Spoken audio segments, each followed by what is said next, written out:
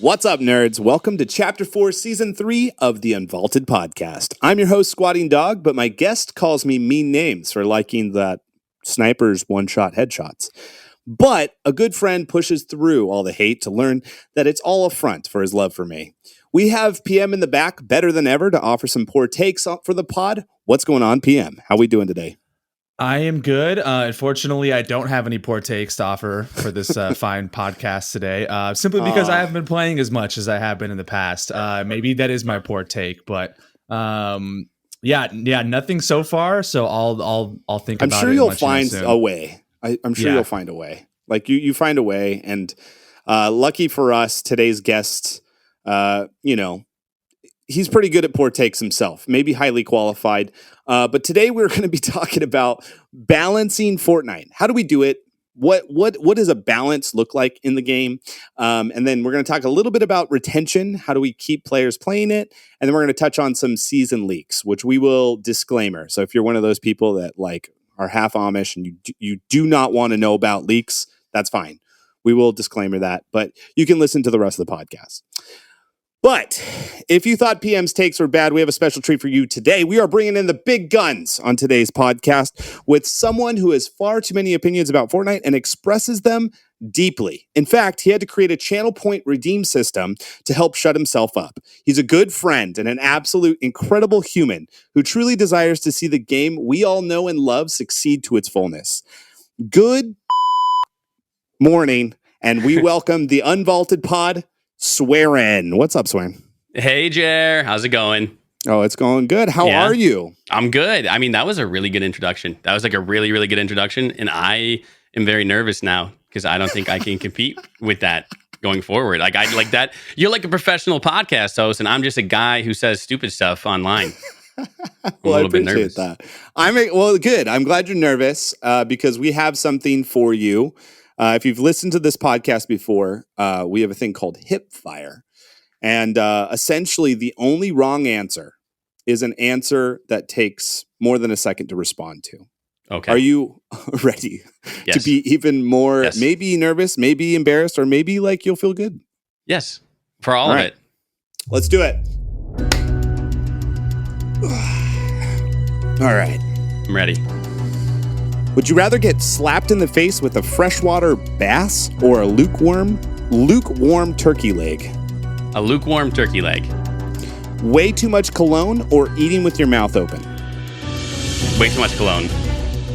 A zombie apocalypse just started.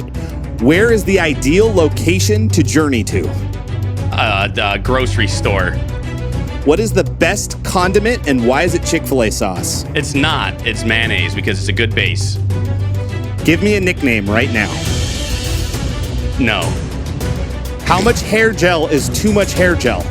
Like even more than a little bit is too much, I feel like. What is the best Fortnite collaboration of all time? Anything that's not anime. What is the worst collaboration of all time? Anime. Uh-oh. Your gamer tag is taken. What's your new one? Squatingdog with it spelled correctly. Or the second one. You have to spend $1 million on something irresponsible. What do you waste it on? Crypto. What is the most unfortunate superpower? The ability to smell everything. Back in 2015, there was a black or blue dress meme. In your professional opinion, what was the color of the dress? Blue. It was blue. Blue. Final answer. Wow. That was stressful.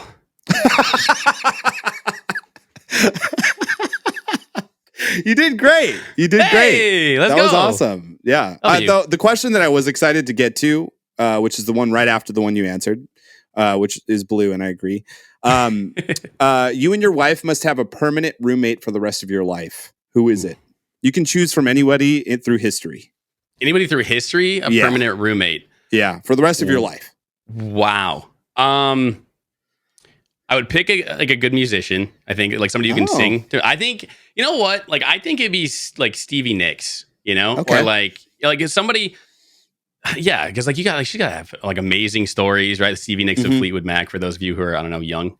Like she's phenomenal, really, really cool. And I think just having like somebody who is in your presence that, randomly would just like start singing while they're doing like chores or something would just like brighten my day. And then like sitting down at the dinner table, talking and stuff. I bet she has fantastic stories. So that'd be my choice. That's a great choice. I love that. Thank you. I love that. Well, Swearin, I'm super stoked to have you on. We've been friends for a little while, and I can't speak of a human that I have more respect for. I love what you're doing, content creation you're creating, the streaming that you're like.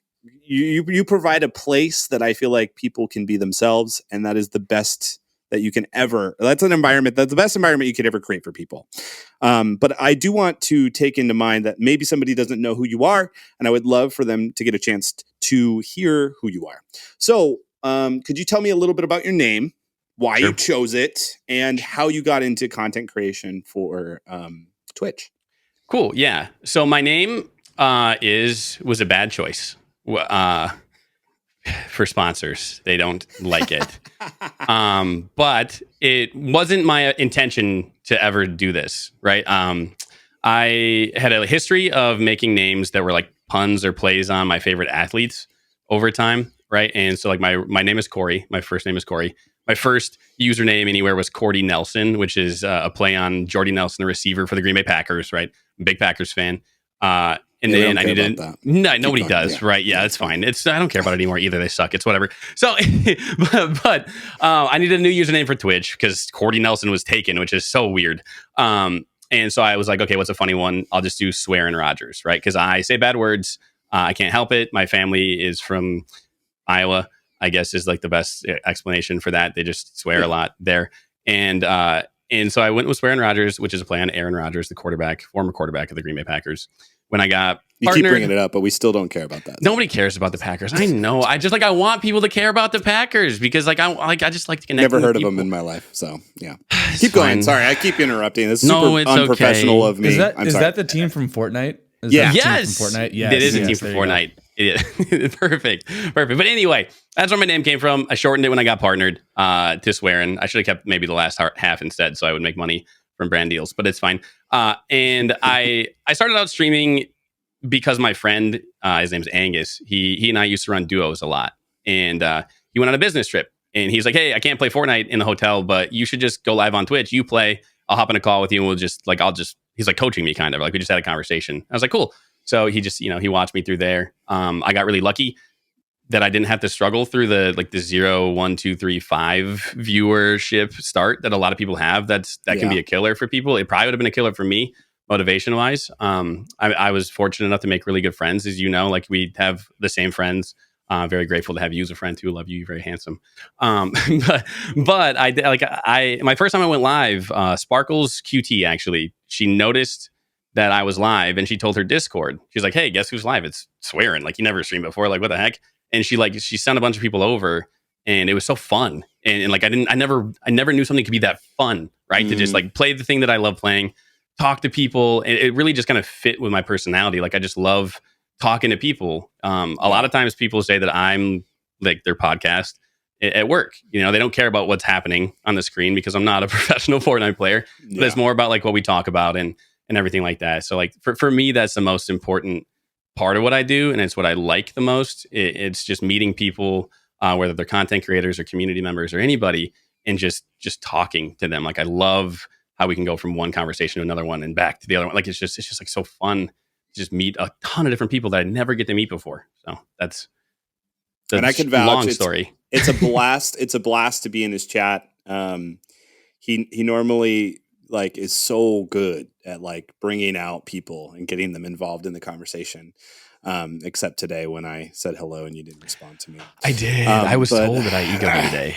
That's embarrassing. Fine. But I'm curious, Swearin, could you tell me, like, was there a moment where things shifted for you as a content creator? There's a lot of content creators that listen to the pod. There's a lot of aspiring content creators that listen to the pod. But was there like a specific growth spurt that happened that you could attribute to something you did or something you realized about yourself that helped push your content forward? Yeah, I don't know. I mean, I guess I don't know about pushing my content forward, right? I feel like I'm still struggling with that, right? Because like I said, all I'm good at is talking to people, and that's all I Yeah. do, right? And so like the actual content side outside of that, I feel like I struggle with daily, and I haven't had that vaulting forward where I'm like, man, I'm a content creator now. Like I just feel like I'm a Mm. guy who turns the camera on and talks. But there are like a bunch of moments that have happened where I it made me realize how much I do love it, right? Like I was content with my old job. For those of you who don't know, like I used to work full time and stream full time hours. It was a lot. I'd get up early at like 5 o'clock in the morning before work, and I would stream until my first meeting of the day. Sometimes I would leave my stream playing while I took that meeting, like just like have the game running in the background, and my chat would run predictions and stuff like that. I'd come back from the meeting. Um, and like just keep streaming until I had another one, which if you're my old boss, sorry, like I didn't work that much, but I was putting in like a lot of hours into two different things. One thing that I thought I loved, which was my old job, and the new thing that I found out that I really did actually love. I didn't know how much I didn't love my old job until I found something that just felt right. And there was a couple moments. One of them was I was actually having to decide. There's 2 times in my life I had to decide whether to keep streaming, or like consistently, or like do my job, right? Because money's important. You have to to pick, and I wasn't making a ton of money, so like I had to decide. On one of the last days, or the last day that I was planning on like doing a full time stream kind of thing, right? Like I wanted to put that much effort in. I got rated by Loser Fruit.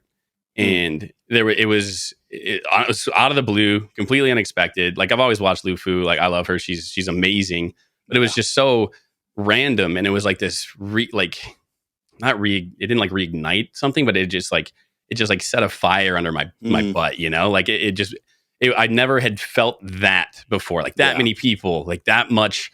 Well, like wow, like it was just so cool and like validating, because I'm not gonna lie, like I crushed it. Like I felt really good. Like when all these new people came in, a lot of people get nervous, and I was nervous, but I felt like the energy, like it just felt really great.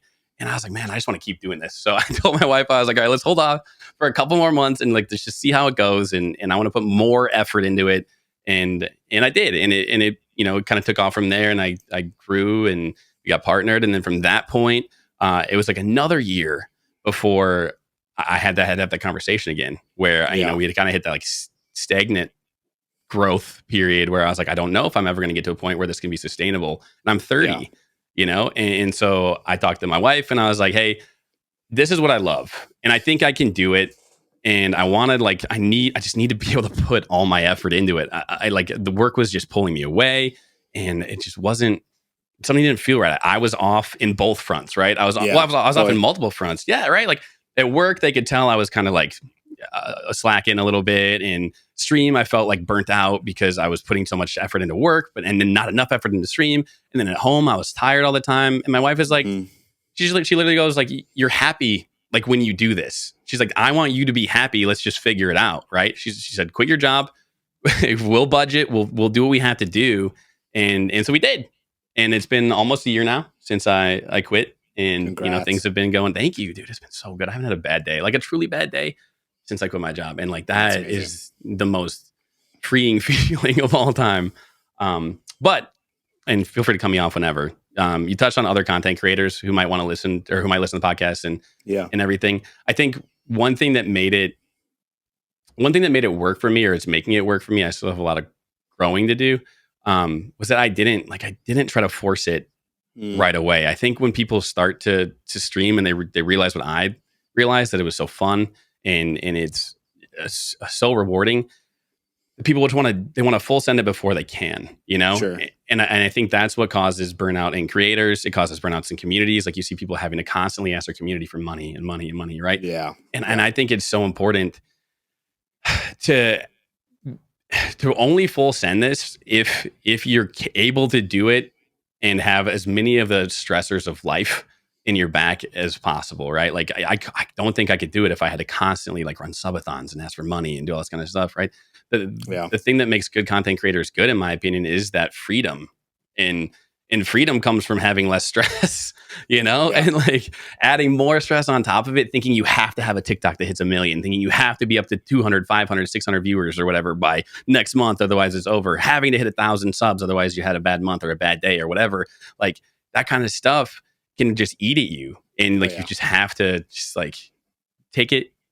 Like you can part-time stream and still do really well, I guess is what I'm saying. Just don't lose the love for it by forcing it too early, I think, Yeah, I kind of like equate it to like going upstairs. Like very rarely do you see somebody try like just walking normally and then try to sprint at the staircase and jump to like the 12th step. Yeah. Like it is a gradual thing that like you start to find your love for going up the staircase. Or like some people just like full send and it like you could get hurt. It's dangerous. Like don't do that, But yeah, I agree. I think like the gradual enjoyment of the ride is a crucial piece. And I think like I've made the mistake of like trying to get my head is there before my content is. And then I'm like playing the numbers game too much. I'm like constantly like comparing it to other content, which is like a really easy thing to do. And so when you do that, then like all of a sudden your content, you're not yourself. You're kind of more of like, oh, I should be doing blah, blah, blah, blah, blah. And so then it just becomes like a whole nother thing where I feel like when you take it gradually, you enjoy the journey and you start to like just celebrate the small things. That celebration continues as you go up. Yeah. So I think, that's great. No, you nailed it. It's all about celebrating the small victories on the way, right? Like we all have the finish line, but the stuff in between is the fun stuff, right? That's the whole story. Yeah. So like, you don't want to get to the end too soon anyway, you know? You want to keep growing, but you don't want to get to the end too soon. A question I love asking content creators is something that I think like doesn't get asked a lot from content creators, but like, what is something that you've accomplished in your time in doing this that you're proud of? That you would say that like you yourself are like, I'm so pumped that I accomplished or did or do this thing. Like, what is that for you? Would you say, Corey? Oh, that's a really tough question. I have imposter syndrome in a pretty bad way. You know what I mean? And I think a lot of people do. Which is why I wanted to ask this to you specifically, because I feel like even though you have that, as your friend, I get annoyed that you have that. I think we all do, though. I'm like, oh, you're annoying. Like, shut up. You're awesome.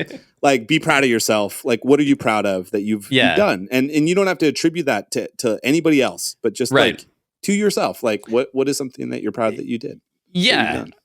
I think the thing that I'm the most proud of is this is not a cop-out answer because it's legitimately true. No, it is. Like I'm the most proud of the fact that I don't currently think that I have to even stream, like be on my own stream, and my community would have a good time together, right? Like I had a big hand in that. I will be proud of myself for being somebody that my community wants to watch and hang out with and be around. But the coolest thing to me is that I think I've built or we've built together like this core group of people that they function without me, right? They totally would. They enjoy each other's company. They play squad Fortnite together. They have movie nights in my Discord when I'm not there. They do things together and they're in my chat before I go live, and they're just talking to each other. And like that stuff is so cool to me because it means that I have found the people that I was searching for the entire time. That's why I like streaming. There are people's chats.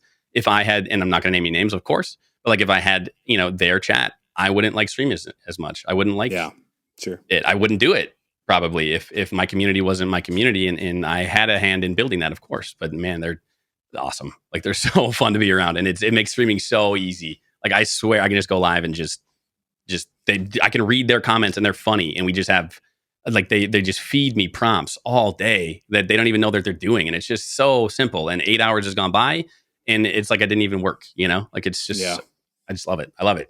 So it's amazing. Sorry for like a mini cop out. No, it's not a cop out at all. I think like streamers' chats are an extension of them to a core, and if people are self-sustaining without you, it shows that you are setting them up for a future where they can see them like be the best version of who they are. And Yeah. that's great. Like, that's amazing. So I'm pretty sure if you're listening now, you probably are like, okay, I like this guy. So let's talk about Fortnite. Huh? Yes. You apparently do that. From do what that. I've heard. So let's start off simple. I love this segment we call low hanging tea fruit.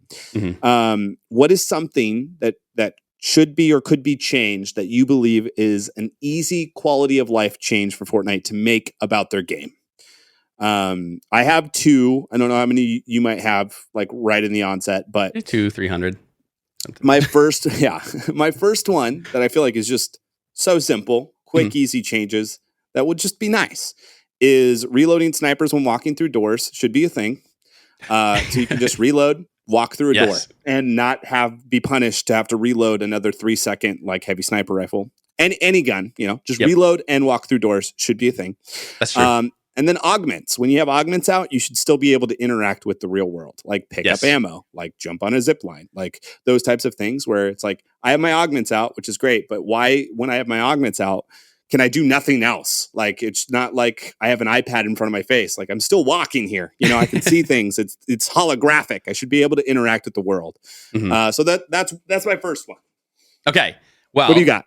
Those are good. I have one inside the game, now that you mentioned the augment thing, that's been bothering me for a little while. Okay. Let's hear it. And yes, that I think once you have rolled past an augment in that specific, what you get, you get 4 augments. Sorry, 1, 2, 3, 4. If I'm on level 1 of the augment and I have re-rolled, I don't want either of those augments for that level. You can bring it back in 2, 3, 4 when I have to select again. That's fine. But I just feel like it's really frustrating to roll and just get the same supercharged perk I'm like, I don't want it. I don't want it. I don't want it. I don't want it. Like, get it away for this level. I will pay for it again next time. But like, don't make me choose it now. I feel like that's a simple one that would go a long way in like easing the frustration that people have while playing the game, right? Because like that can be frustrating. And expensive. Really expensive. So, and like, I will take more gold from me. I don't care. I just don't want to re-roll anymore. Like, it doesn't matter. But yes, it can be super expensive too. And then outside, well, like in the game, but outside of actually playing, I host a lot of tournaments, and I enjoy doing tournaments and custom stuff. I really, really do. I think Fortnite has the foundation to have one of the most robust and amazing custom matchmaking options in all of gaming. And they have a lot of these features in different parts of the game, but they haven't put them together within the actual custom matchmaking stuff.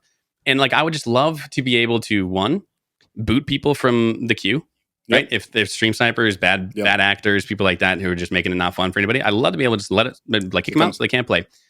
And then 2, I would just love to be able to just simple things like select the loot pool even, or like turn siphon on, turn siphon off, right? Like, just like simple things, cars on, cars off, whatever it is, right? So that way, when you're hosting a third-party tournament, which I know Epic has a ton of support for, like they love it. They love that people are having all these tournaments and doing custom games, and they want us to be creative, and they want us to be interactive with our community.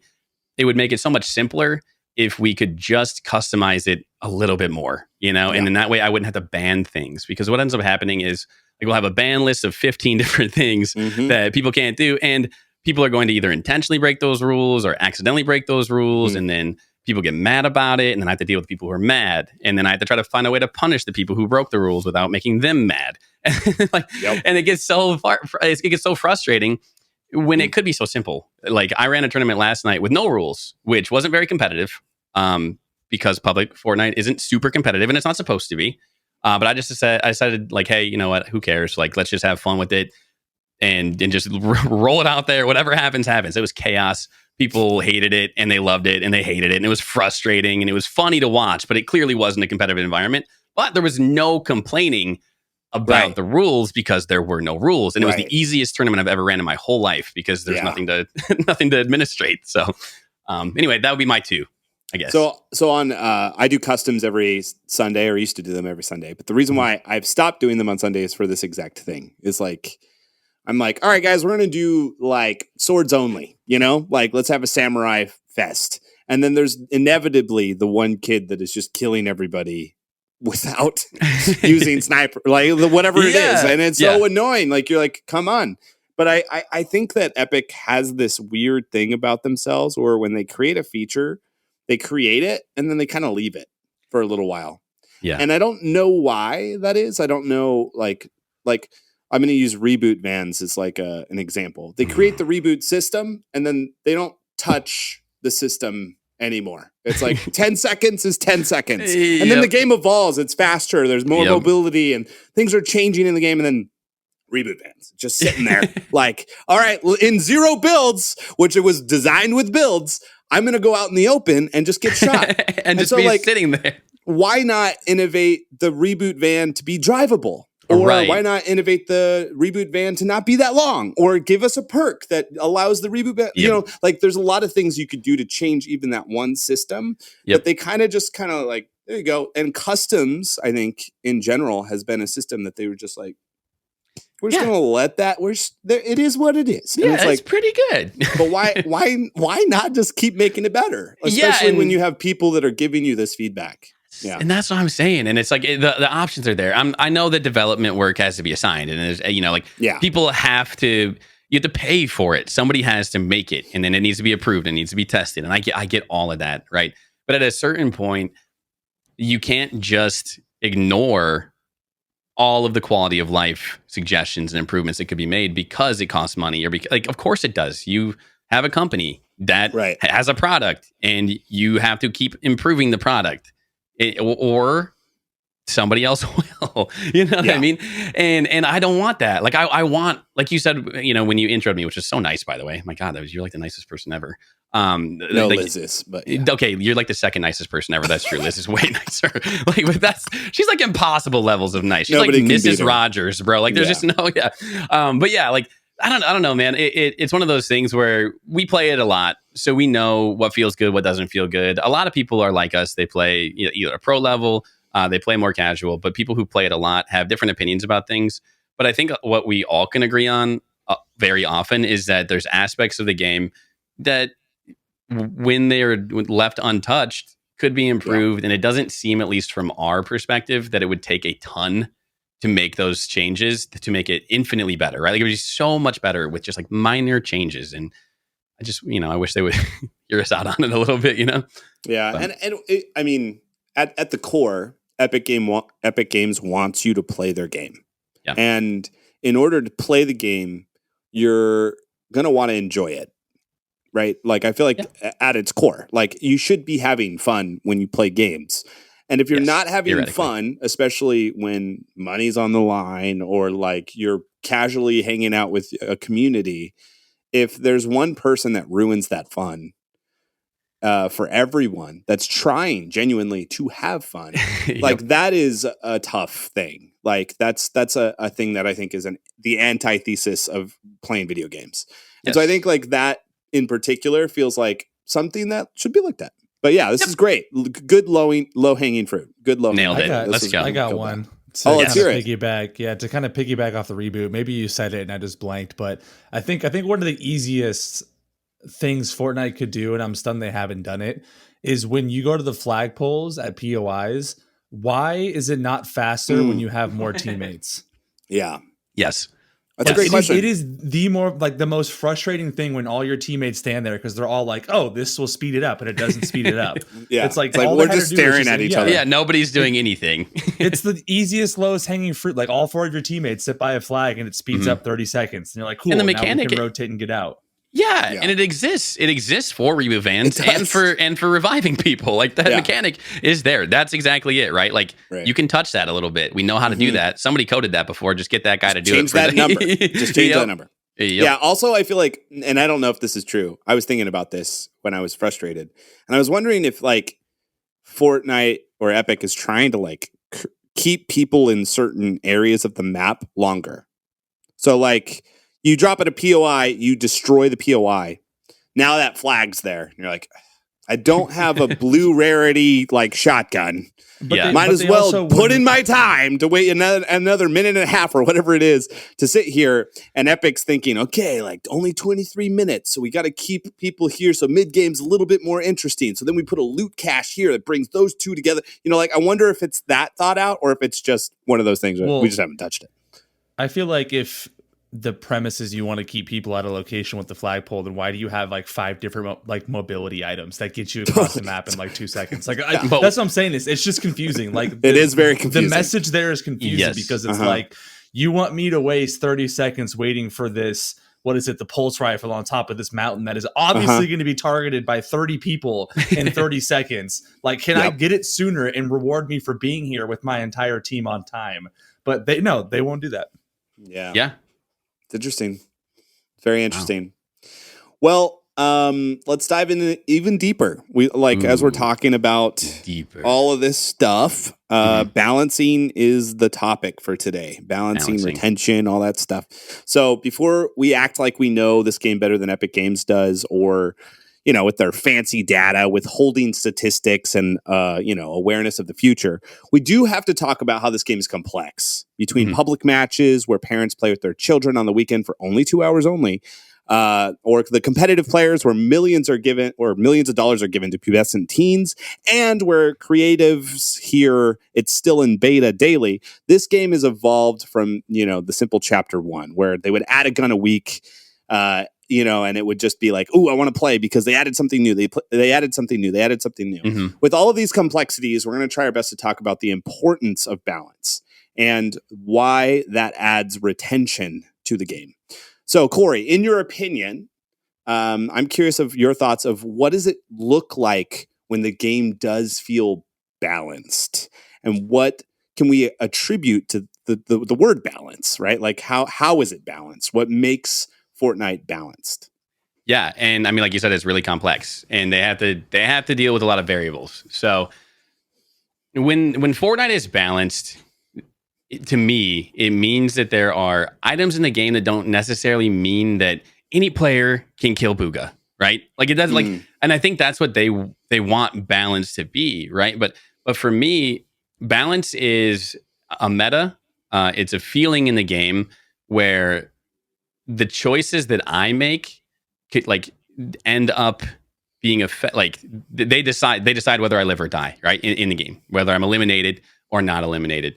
And when you have items in the game that make it so anybody can eliminate Booga without Booga being able to defend himself, right? Even if he plays everything perfect, or like the give best an example of one of those items. Okay, I know you have a few.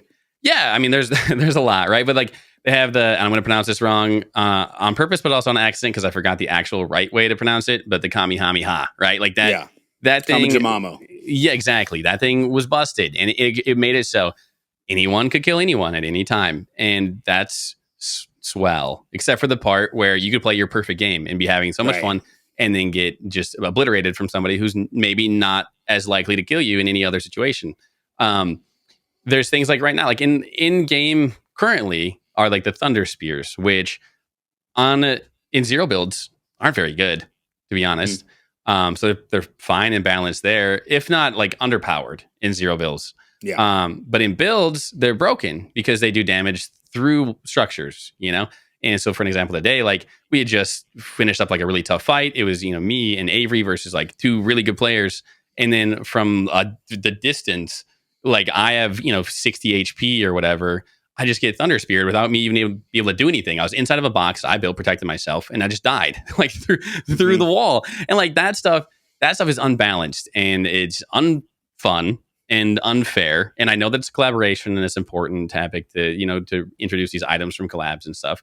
But I think that's where the balancing issues have been for me recently is, in my opinion, Epic's inability to balance those collaborative items, right? Like you see it even again with the Attack on Titans, the ODM gear, fine in zero builds, annoying a little bit for sure.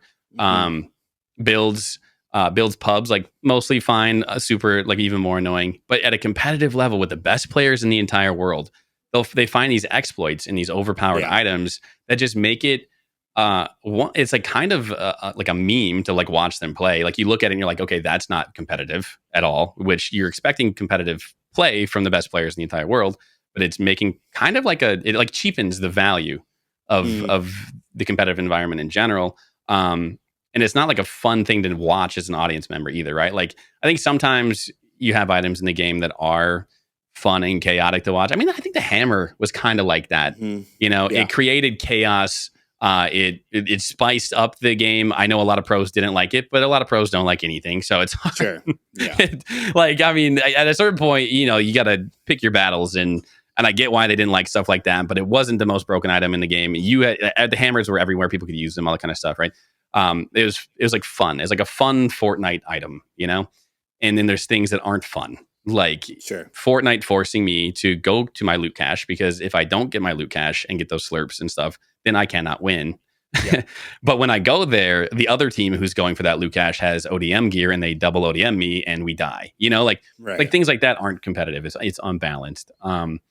There's other things to, you know, in the history of Fortnite that have been, you know, incredibly unbalanced, like the Kamehameha. Like we've had times the Deku where smash. The Deku smash, right? Things like the Goo Gun, in my opinion, was one of those. It's oftentimes the balancing issues come from a competitive standpoint or from a high skill level standpoint, where the best players in the world, whether it be pubs, crown grinders, or professional Fortnite players, they find ways to abuse those items in unintended by Epic ways. But because of the nature and desire to force pubs and competitive and stuff to force all skill level players to play with the same things and have the same items in the game for everybody, no matter how good they are, you get in these situations where it's really frustrating to play against good players. And then when you are a good player who doesn't have that thing, it's really frustrating to not have it or be killed by somebody who's not. It's just like there's just not.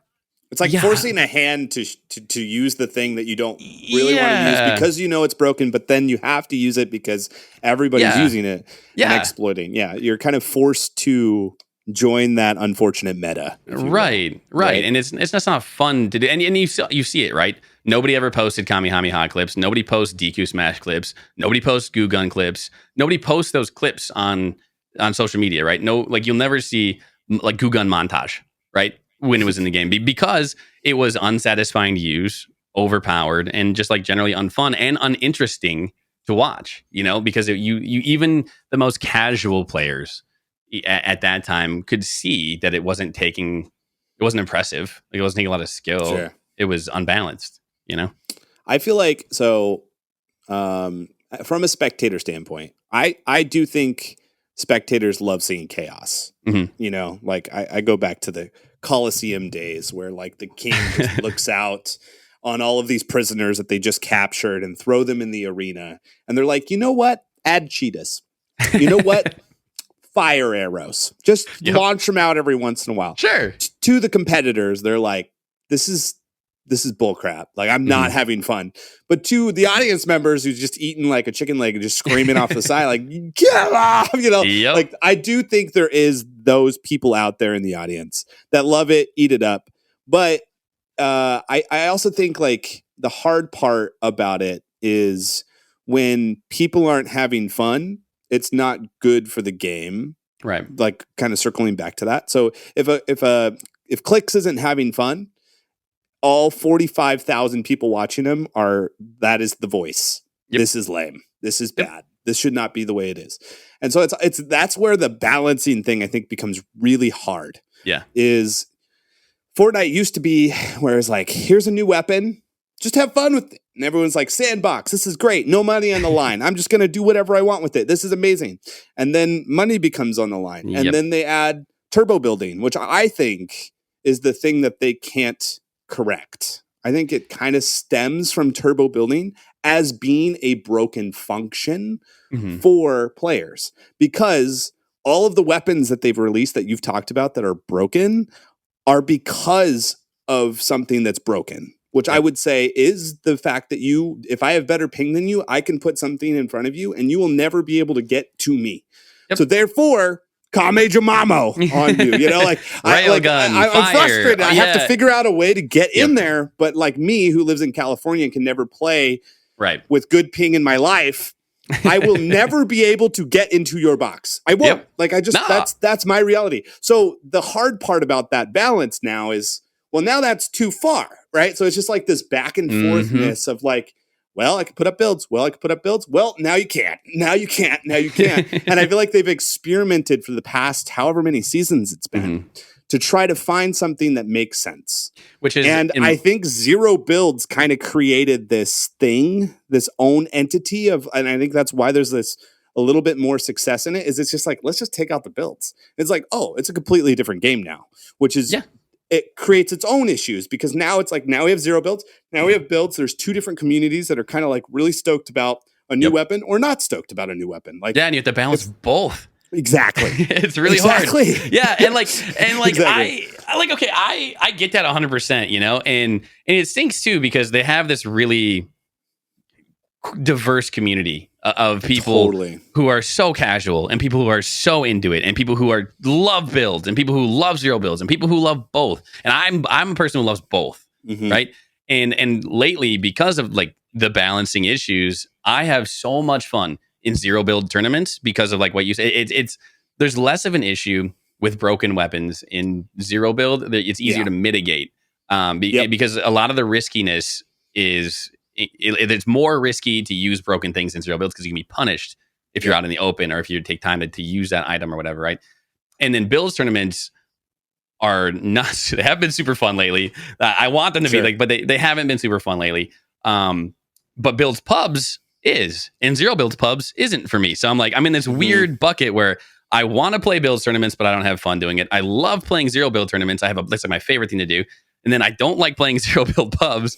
And then I love playing Build pubs. And my community's all confused. They're like, what do you like? Like, and I'm like, I don't know. Like, I really don't. And I don't know why, you know, like, but I think it comes down to balance. I think it really, the more we talk about it, it comes down to balance. The reason I don't like build tournaments right now is because the builds players find really frustrating ways to use those broken items. Mitigated in Zero Builds, like I said. People don't do that as much in build pubs, right? They don't exploit and use things in broken ways in pubs. You know, there's a lot of AIs and more casual players, so it's more fun. It feels like more like old Fortnite, kind of, right? And the AIs are a different conversation for me. But and then Zero Build pubs, it's kind of like in this situation where there's not a like challenge, I feel like, right? In Zero Build public matches for me currently. And so like I've been avoiding that as much as possible. Yeah. I think for me, like in Zero Builds, I feel like, especially depending on how much mobility is in Zero Builds, I cannot, if I'm playing solo, I cannot get into a fight with just one person. I'm going to get third, fourth, fifth, sixth. And so I don't play Zero Build solos. I play build solos because then I can at least protect myself from getting shot from another person. But then Zero Build with friends, like squad builds, is just like it's not even. You can't process. No, there's so much going on. It's too much going on. So it's interesting. Like I think we all start to find ourselves depending on mobility in the game and then what item breaks through stuff at the time. We find ourselves in different encampments and playing different things, which I think is cool in some respects, like where we're kind of diversifying our gameplay. But I will say, like, it seems to me like if DBZ calls up Epic Games HQ and they're like, hey, we're in, like, put Goku in the game. But if we're going to put it in the game, we need Kama Jimamo. And they're like, all right, we're going to make this happen. And so then they're like, okay, we have this time frame. With next season, we're adding Goku at this time. We're going to put in this weapon. It's going to destroy this much stuff. And then they're like, okay, great. Like that's coming up. Like that's in 3 weeks. And they're like, okay, well, we're going to do it. So like, there's this weird balance, I think, even for Epic, where like game development wise, you know, there's this polish versus like, this like speed, right? So like you look at Blizzard, and Blizzard won't release a game unless it is done. Like Zelda is another example. Like Nintendo, just like it better be perfect. When it comes out, it is the most beautiful child you've ever seen in your life. Where like Epic just might spew out a child from every once in a while. It just shoots on out. Like, I guess it's here. Like, here you go. And it's messy. It's confusing. Yeah, exactly. And so like, where do you think Epic is on the polish versus speed in an item like the Kama Jimamo, right? Like where do we feel like they are in your opinion? Yeah, in my opinion, it kind of boils down to, so my brother's a graphic designer, and he always tells his clients they can either have things done fast or good or cheap, and he'll do like two of those, you know? Yeah. And the way that I think Fortnite does it is they kind of remove that cheap option. Everything they do is expensive, right? Yep. And everything they do is, especially with brand stuff, it's got a lot of like legal things going into it. It's got a lot of people's time and money going into it. There's a lot invested in different ways, and they have to push it out no matter what. So they have to choose often between that done well, in my opinion, and done fast. And like you said, depending on when the deal gets created, when whatever company reaches out to them, whatever their timeline is, like who knows how much time they have. But a lot of what we see, the final product, in my opinion, feels like pretty rushed. And I think the art team and like the animation team, I feel like they always crush it and they do a great job. They're incredible. Fortnite's incredible in general. It's a massive undertaking. Everyone there should be proud of what they've created. It's incredible. But like it does seem like when it comes to deciding how these items are going to affect the game, how they should affect the game, which player base is going to be affected by it the most, there's not a lot of testing done on all skill levels, because you'll see these items and on the surface they're like, wow, that's going to be really fun and nobody can hate that, like that's just so simple. And then when you get into the game, you're like, oh, never mind, that hammer breaks builds. It sends my teammate 3,000 miles in the storm. Like things like that, like unexpected ways of utilizing it. It kind of showcases to me the times that things feel like rushed. Sure. And there's been a lot of successes and stuff in there. I think things like the cloud, right, from Dragon Ball Go Z, one of the animes. Dragon Ball Z, right? Nailed it. First yep, that was a good one. I did. Okay, but yeah, I feel like that was done perfect. They don't struggle too often with items that are just mobility items. They don't struggle too often with items that are just guns, like just weapons, But then they do struggle with things that have these multifaceted aspects to it. Yeah, right. Like there's so much that goes into a lot of these collaborations, and to be fair to Fortnite, all of these collaborations exist in universes that they did not create. So they're creating the metaverse, which is they're amazing. Shoving it also into a different one. Yeah. And so you have to figure out ways that Spider-Man fits in with Goku, fits in with Star Wars, and then fits in with Fortnite in general and what people are used to and what they expect. And it's very hard to balance, like we talked about. But I wish they would err on the side of not broken versus broken. Like sure. But they need people to use the item, I suppose, is what it comes down to with like the business agreement, right? The collaboration agreement, the contract.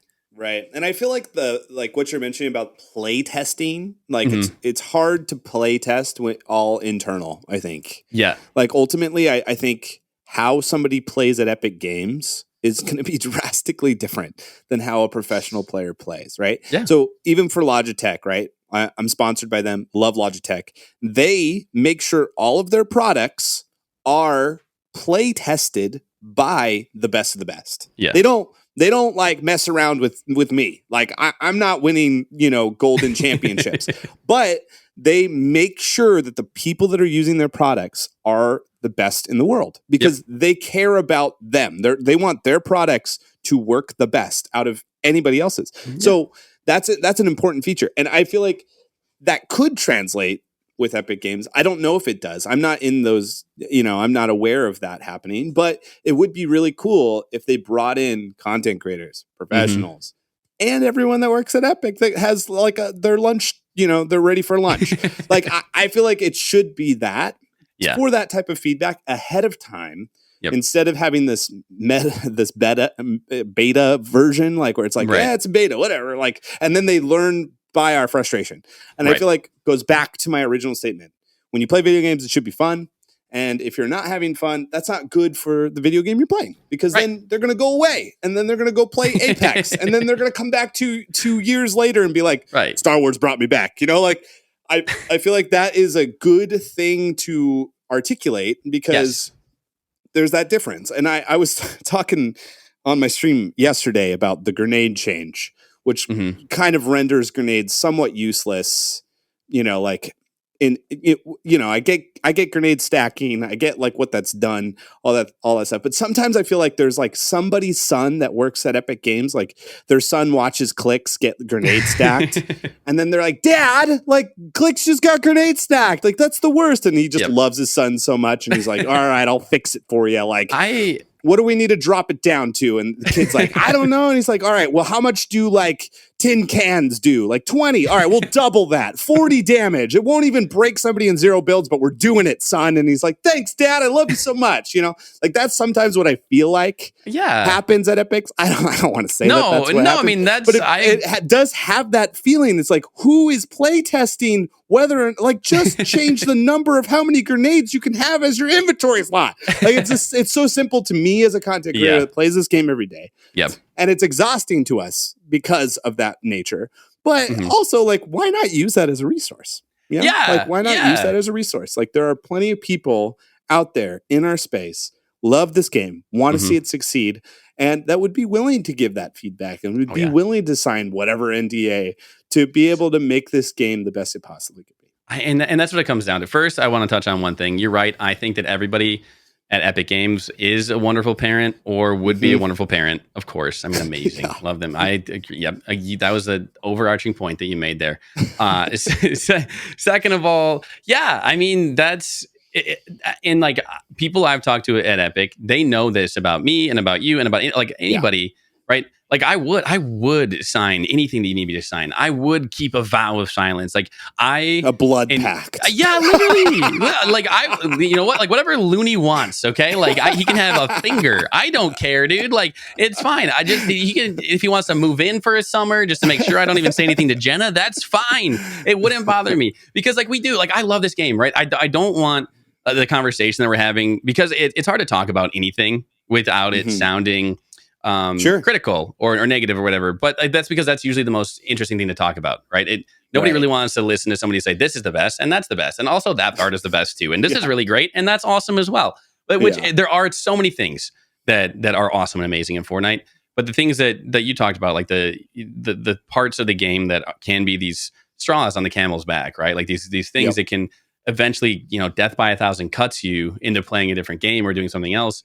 It's like, yes, just please like listen to me. Like I will, like you don't have to do what I say. I don't think that I am important enough or smart enough or anything like that. I don't think I'd even deserve, I have imposter syndrome for sure. Right. But I don't feel like I deserve the people that I get to talk to at Epic already. I'm so grateful for like their friendships and relationships and stuff. And they do listen for sure. But it does seem like sometimes, and it's not their fault or anyone's fault, like it's like I'll say something and then it just like goes into it's like, yes, we get your suggestion. Yes, I know, Swearin, you want the game to be fun for just you. And I'm like, no, but I want it to be fun for everyone. But because I love it, dude. I love this game so much. And well, I will say this, like I don't know if you've ever dove into creative at all. But there are maps made that kids are having fun playing that I will never understand why they're having fun playing. I've seen those maps. They are. Yes. So, you enter into a city and like, it's like the Wild West and nothing makes sense. Everything is confusing. And yet there are 40K players playing this game, right? So there are kids out there that are not good at this game and will never win this game and need an item that brings them into the game and lets them feel powerful, lets them feel amazing and good. There is that energy there. And I attribute those 40K people playing that map want to be able to kill Booga at any given moment, right? That is a reality that we live in. And that is one that I have to assume Epic Games is prioritizing at any given moment because, like I said, I don't have that data. I don't have that understanding. But I can only express my own experience and my friend's experience. And that's why when I like talk about these things, I ask my chat, like, correct me.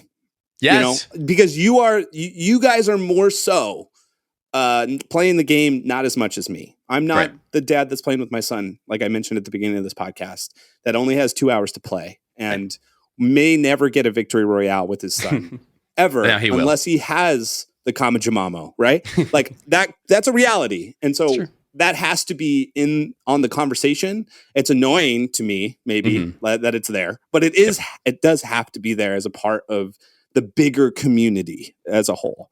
And so I do think like I don't envy Epic Games and having to deal with annoying content creators that are, you should do this, and then like having the stats of like kids that love that weapon and pick it up every time it's available and like use it, blah blah blah blah.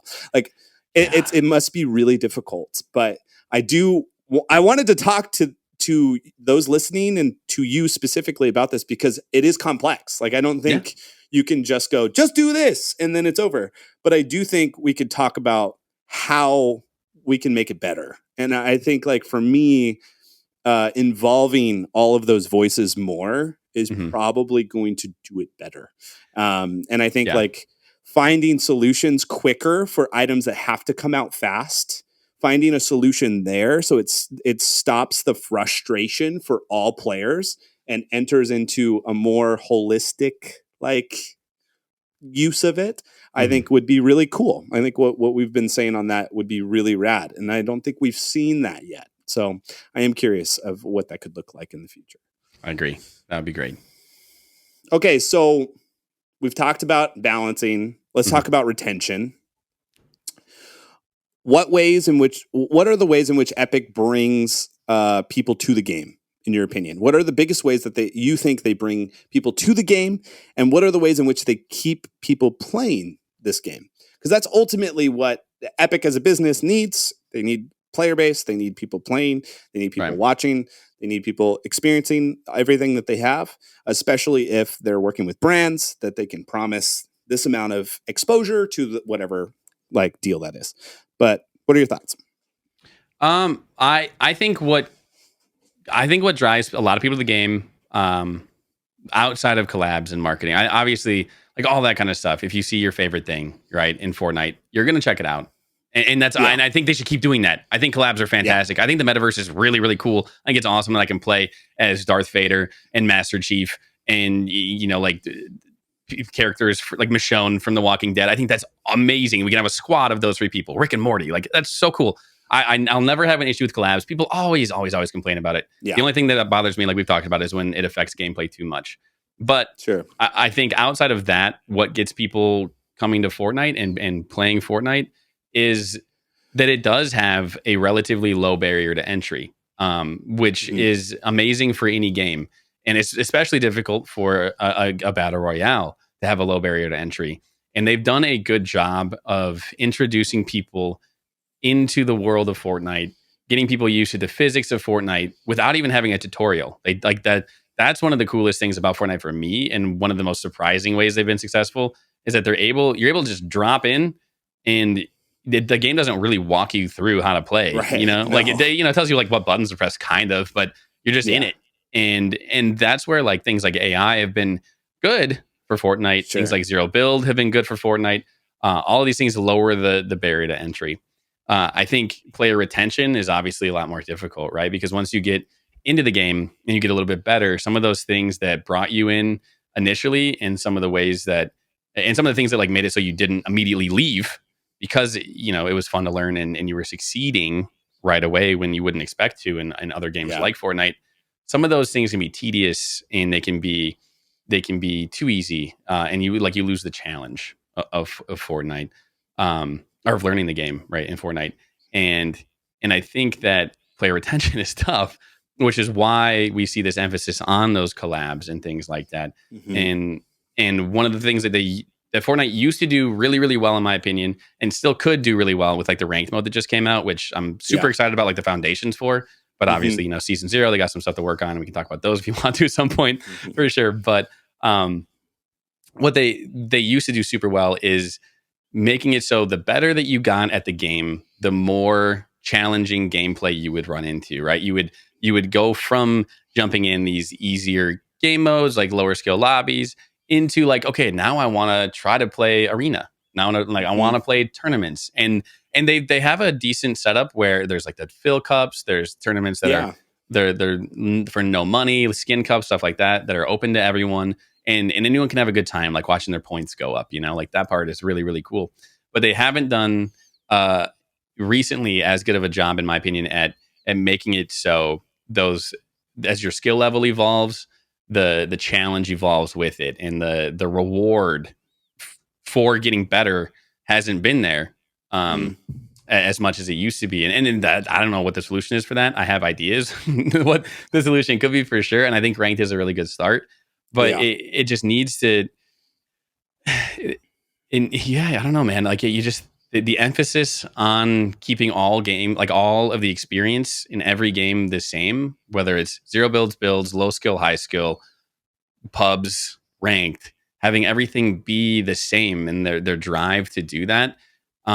I think in the long run might end up hurting player retention, and I don't have the stats and the data that they have, but I do know what I know about people who play like me, people who play a little bit more casual but still play a lot, people who play way less casual and like are super pros and driven to get incredible at the game and want to become Booga and Clicks and everybody like that, right? Like I know where that bucket of players' mind is right now, and it's like a frustrating bucket to be in, because it's a small minority of players that are even my skill level, and I'm not very good. Like you talk to any pro, right? They would laugh at having like being compared to me, or if I put myself in the same bucket as these players, they would laugh.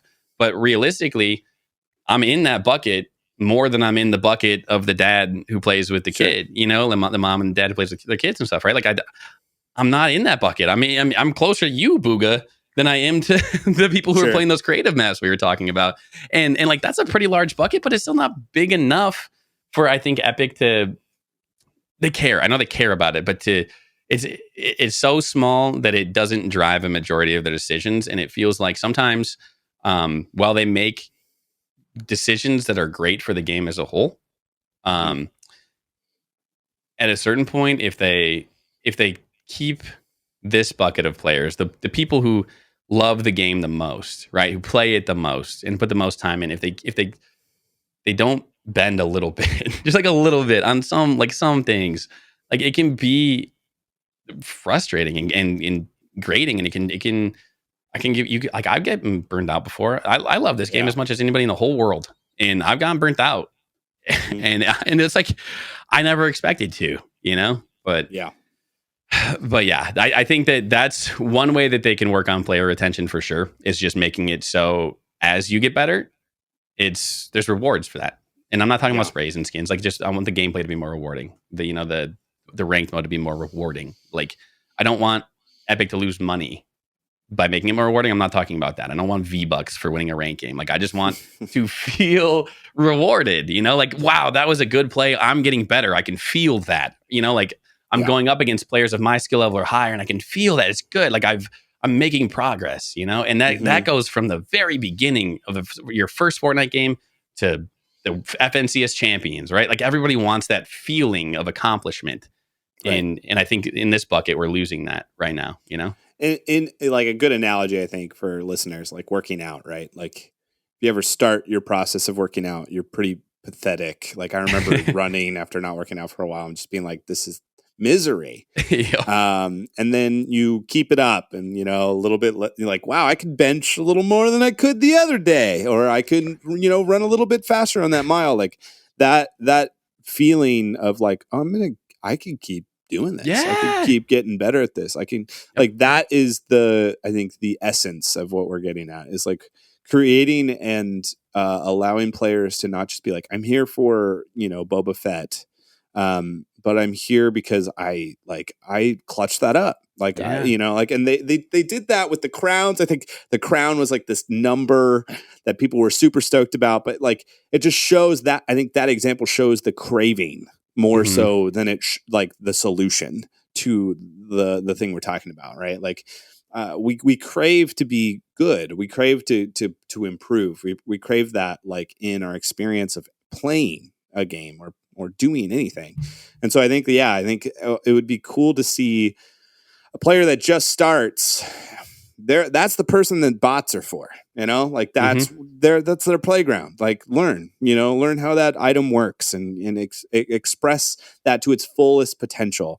But don't give the person that streams this game, 100 bots and like, I'm not going to feel good at all. playing this. I'm not going to be excited to continue my next match Right. because I'm not playing against real people. I know this. I played this game long enough to know this, and so like be careful on that. I think that's the cautionary tale. Is like how do we increase people's excitement, but then also. I have the sneaking suspicion that like maybe there isn't as many people playing this game as we think there is. And the idea of getting somebody in the next match as soon as possible trumps like getting people in a match of people that are playing like you're playing. Because also, in the ranked mode, watching people mourn how long it takes to get into a match was equally as cringe as like, getting into a match of like all bots. Yep. So it is interesting. Like, I feel like we go right back to balance, right? I think retention and balance are kind of these two like connected pieces, and retention has the dollar value in Epic games. So they're going to pay attention to that, I think, a little bit more than they're going to pay attention to the balance side. I agree. Yeah, you want me to keep talking about it? Because I can. Well, I'm curious. You had talked about the rank system. This is a new system for those that are listening. Ranked system essentially is just like casual, except you get a rank, and so you can level up. There isn't much change between like a pub match and ranked, but you get a little emblem, and that emblem starts at bronze and works its way all the way to Unreal, and you start evolving that little badge, so you feel better about it yourself. There's a lot of games that have this. Fortnite's really late to incorporating this. But yeah, tell us a little bit about Corey, and I'm curious of your thoughts of how it's going. And I know we're in beta right now, which is a classic term from Fortnite. We're in beta. But they're actually season 0. Yeah. Yes. But they're right about season 0 and the beta. Like that is one thing that I'm okay with. I think they chose a good time to release ranked, a couple weeks left of this season.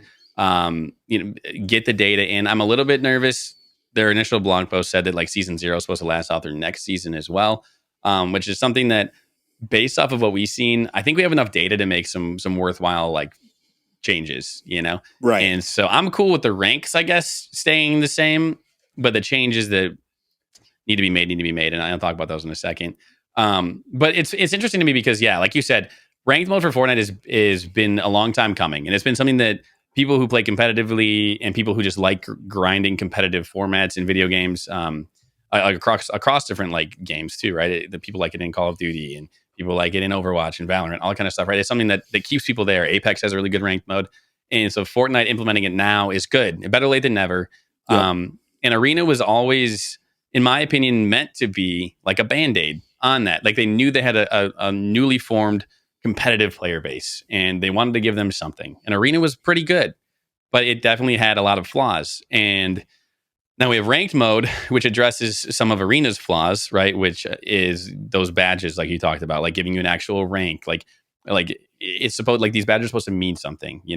Getting the champs was always more like a chore in Arena, so you could play tournaments, right? Nobody really cared that you were in champs or contender or whatever, what division you were in. It wasn't like a thing that people talked about. They just got there as their season chore so they could play the tournaments, and then they did it again the next season, and then and that wasn't good either. But the loot pool and the players and the play style of Arena feels a lot better in builds, at least, than like the ranked loot pool and play style and all that kind of, like, those choices, the competitive balancing choices of the actual game itself felt better in Arena, but the rank system feels better from a reward standpoint. So it seems like maybe they did that intentionally to me.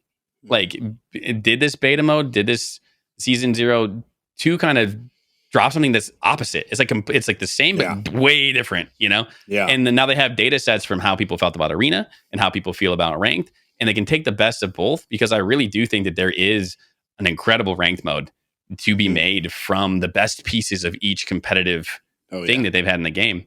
And like Zero Builds is pretty close to being really good already, for a lot of the reasons we talked about before. A lot of the issues in builds modes with items, loot pool, balancing, all that kind of stuff are mitigated in Zero Builds. And people in Zero Builds are used to playing a specific way, but people who play competitive builds are used to playing completely different than the way the ranked mode is right now.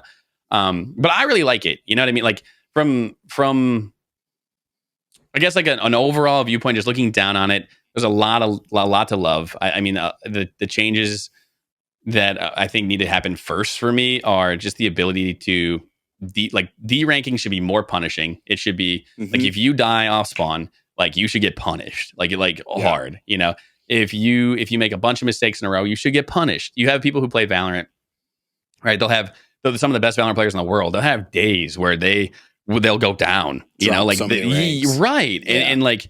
You aren't seeing that right now in the ranked mode of Fortnite. You don't really see like the best players going down in ranks. And then once you get to Unreal, you can't go down at all. Like the number goes down a little bit, but you know, it's not the same. Like they kind of need to adjust a little bit. So Unreal should be the rank that you derank from the most. Like that's the one where you should have to continuously do good to keep your rank, you know?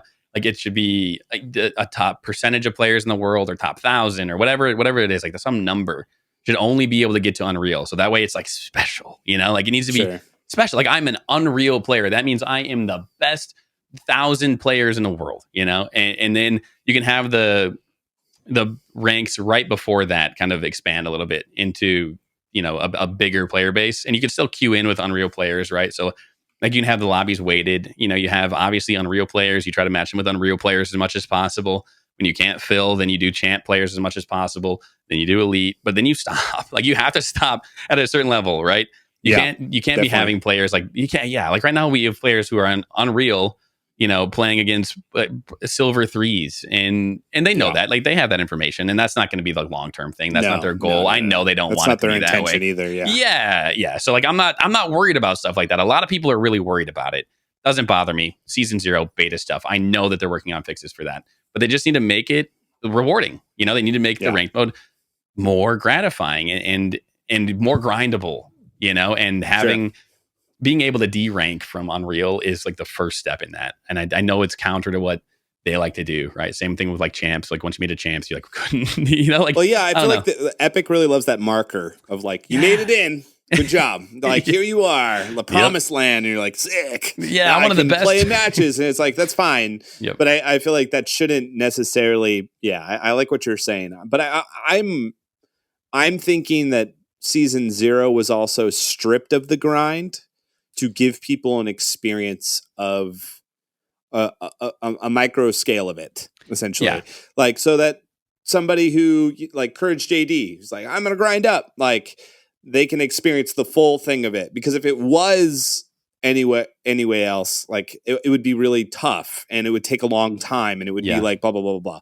So I do think, like, it feels like, as a test, Season 0, it feels shortened. I would imagine doing that if I was like putting this together. Of like, I want to test where people are at. I want to see how many people make it this far to this marker just to see blah, blah, blah, blah, blah, blah, blah. Like, I can imagine that being expedited a little bit. But I am very excited about the rank system. And I think it's off to a good start. You know, like it's off to a good start. There's a lot of bugs right now where you can't play with Unreal players if you're Unreal, and like a bunch of weird stuff. But like, I do think like we're moving in the right direction. Right. And I think what you said about taking both, I hope that that's part of the plan, because that would be really smart of them. Yeah.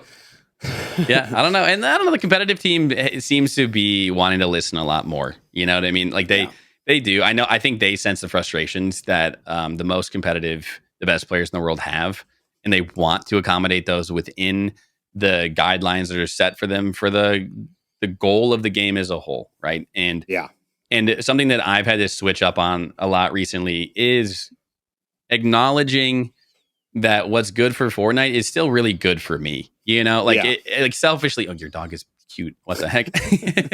Sneaks up on you sometimes. But yeah, like selfishly, I have all these things that I want.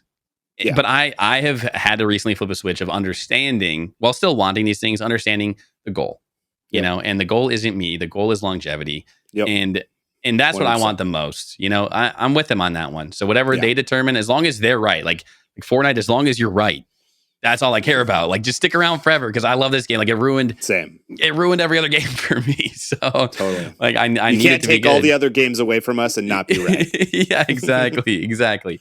But I think they're doing things right, and I don't know. I'm still optimistic for Fortnite's future. Like, I don't know. We're 25 seasons in, and I'm optimistic, and that's crazy. It's a great place to be. Speaking of, there's a great caveat. Way to go, Swearin. It's as if you're my podcast partner here. The next segment we have though is to talk about what season 4. Yeah, season 4. Season 4 is coming, and it seems as season if 3? Is it 3? Oh gosh, I should know this. Chapter 4, season 3. But we have to make sure that if you're listening, this is the moment where you say goodbye to Swearin. And you go, wow. You go on the podcast website and you go, that was one of the best podcasts I've ever seen. And you like give us a 5-star, like, wow. And they didn't ruin spoilers for me. What an incredible community of people. But for all those people, those late nighters, you know who you are. This is for you, a little leak sesh. So we do know some stuff about season 3. We do. 4. 3. I'm so unprofessional. I should know that. They all start to blend together. Fortnite. The next season. We know a few things. So we had somebody from Epic leak something for us, and a bunch of leakers got it. They got their mingly hands on this, and it is a picture of 4 outfits in the jungle, which we know there's been rumblings going on the map. In fact, our main antagonist of the last season was turned into a tree in the middle of the map. You might know where that is. It's like close to the snow and close to the other. There's like this tree and her face is in it. She recently has broken out of the tree. The back of the tree is open and gaping now. And the cracks on the map have roots. So it seems as if she is going to channel her inner tree and make massive jungle spree to come out, which is actually really exciting because one of my favorite seasons is the pirate jungle season. Yes. The one with the volcano and all that stuff. It was so freaking so much good. fun. And it looks as if we are going to get something similar, which we haven't had in a while, which is very exciting.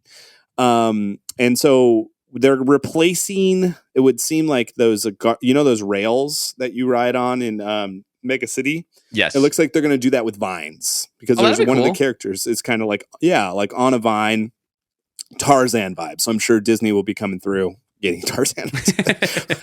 Perfect. Yeah. But yeah, so what are your thoughts on like a jungle season as a whole? For me, it's like one of my favorite seasons. Yeah, I mean, I really love like Lazy Lagoon and like and the volcano and all that kind of stuff was so cool. And Sunny Steps was that season. Like I have very fond memories of that. Right, that was like the Ninja and Reverse 2K World Cup-y kind of stuff. You know, like that stuff was so fun.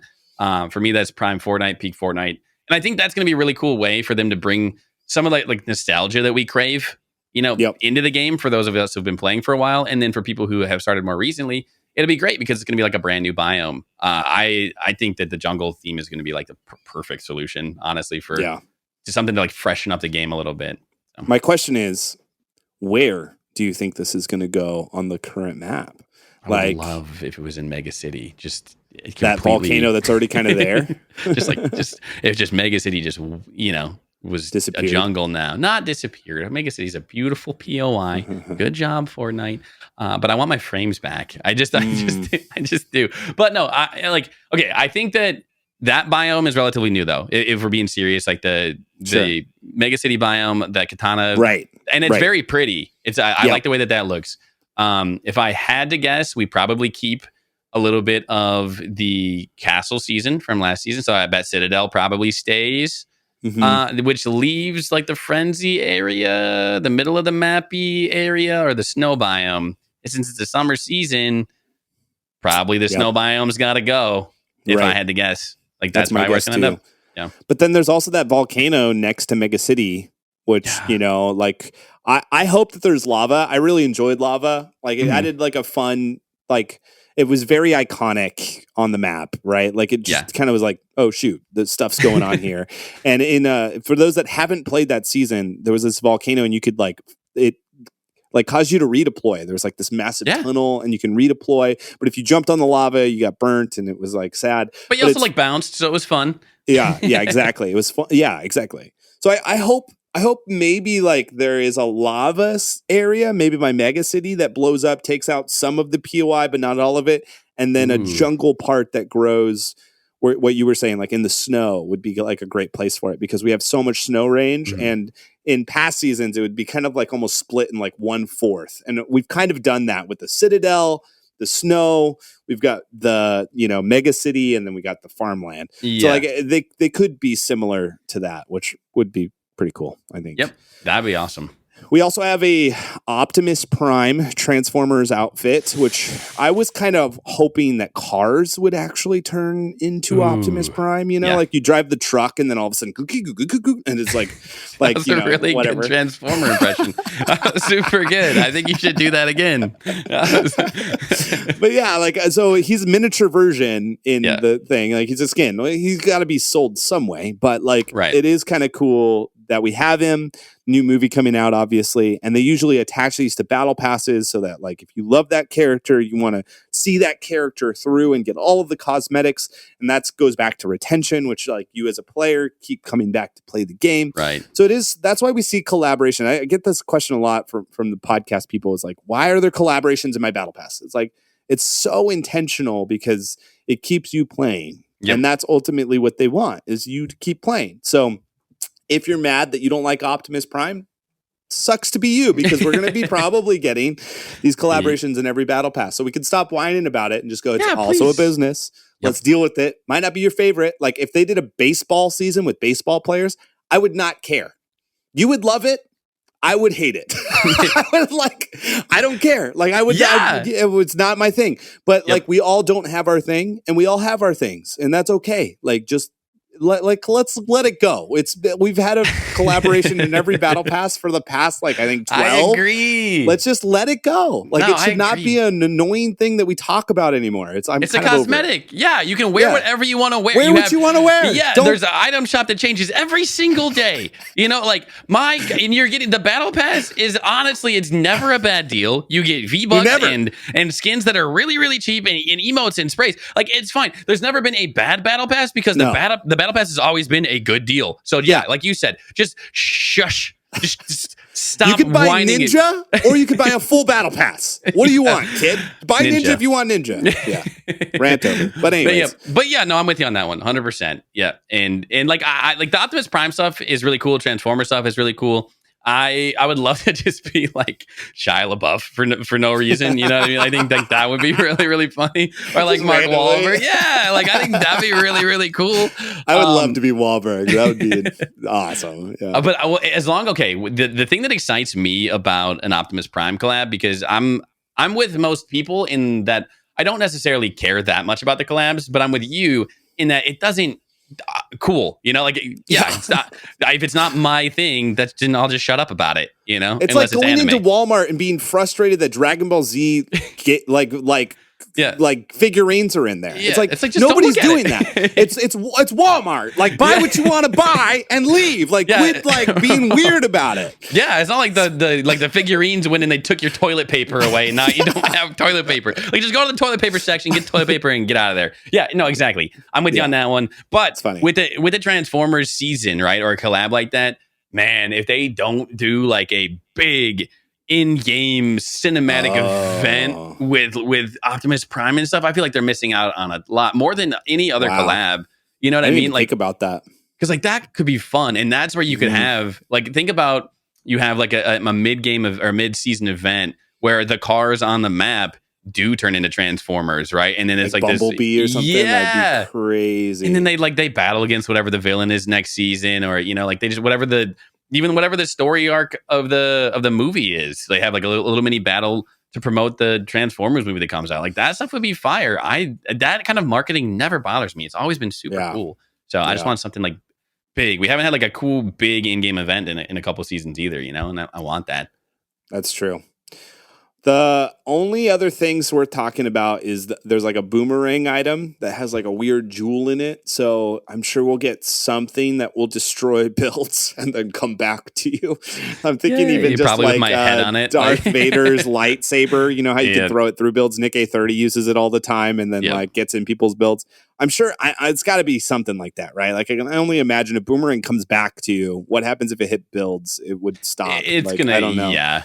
maybe do explosive damage. I don't know. Like it feels like it will do something. And then we have rideable raptors. No. So we know how much content creators love getting attacked by raptors. I know you love it specifically so He's much. my favorite. But now you can jump on them and they'll shut up. And so that's great. Like But then they'll probably follow me around. Hopefully it's them. like you could send it into the woods. Yeah. Like go. Yes. And then it's just Okay. like, how cool would that be? You jump on a raptor and you go, go. And then it just goes straight to the enemies and annoys them. Okay, That's wait, kinda cool. that I'm in for. I'm 100% down for that until people do that to me, and then I'll probably be mad about it. But then, then just jump on them and send them back. And then send them back. Yeah, no, that would be good. Like, okay, but I'm down for that. I think it'd be cool if these like rideable like pets and even like the boomerang thing, like if they, like we talked about with reboot fans and stuff, right? Like if they innovated the way that you can bring teammates back into the game, the way that, like if I could send the raptor off to go pick up my teammate and bring him back, or a card. Or get a card. Like if I could throw the boomerang at the card. John is constantly like dead. You could just he's literally whistle, John is, and then the raptor goes and grabs his card, and you're like, or his body. That'd be awesome. Yeah, I mean, he is definitely way more card than player most of the time. So like that makes so much sense. That'd be awesome. But yeah, like if I could throw my boomerang at the card and it would come back. If I could throw my boomerang at an item and it would bring it to me, kind of the way the harpoon used to. Like there's a lot of different ways that they can have fun with items like that, right?